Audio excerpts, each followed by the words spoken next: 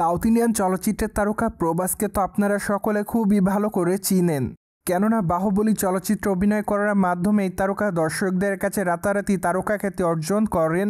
ঠিক এরপর থেকে এই তারকাকে একের পর এক চলচ্চিত্রে নিয়মিত অভিনয় করতে দেখা যাচ্ছে। তাছাড়া বর্তমানে এই তারকা যে চলচ্চিত্রে অভিনয় করছে না কেন সবগুলোই বিগ বাজেটের চলচ্চিত্র। ফলে বলাই বাহুল্য যে বর্তমানে এই তারকার বিগ বাজেটের বেশ কয়েকটা চলচ্চিত্র আছে মুক্তির অপেক্ষাতে, যার মধ্যে অবশ্য অন্যতম দ্য রাজা সাহেব চলচ্চিত্রটি অবশ্য এপ্রিল মাসে মুক্তি পাওয়ার কথা ছিল, কিন্তু দুঃখের বিষয় যে নির্মাতার এখনও চলচ্চিত্রের শুটিংয়ের কাজ শেষ করতে পারেনি। তাই তো তারা চলচ্চিত্রটি জুন কিংবা জুলাই মাসে মুক্তি দেওয়ার পরিকল্পনা করেছে। ঠিক এরপরই প্রভাসের বহুল আলোচিত চলচ্চিত্র ফৌজি মুক্তি পাবে বলে জানা যায়। চলচ্চিত্রটি অবশ্য 2026 সালে মুক্তি দেওয়ার পরিকল্পনা করেছে নির্মাতারা।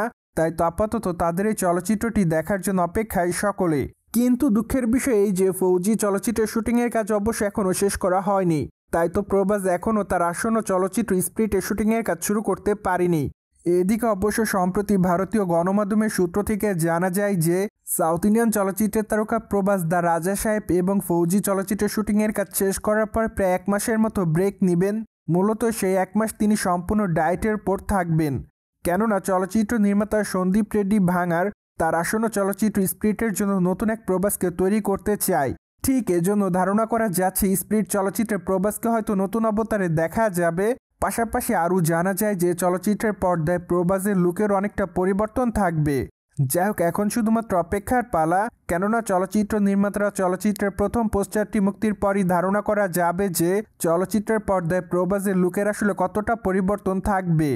অন্যদিকে আগামী দিনে প্রভাসের তারও বেশ কয়েকটা চলচ্চিত্র আছে বলে জানা যায়। তার মধ্যে অবশ্য অন্যতম কালকি 28/90 রেডি চলচ্চিত্রের দ্বিতীয় পর্ব।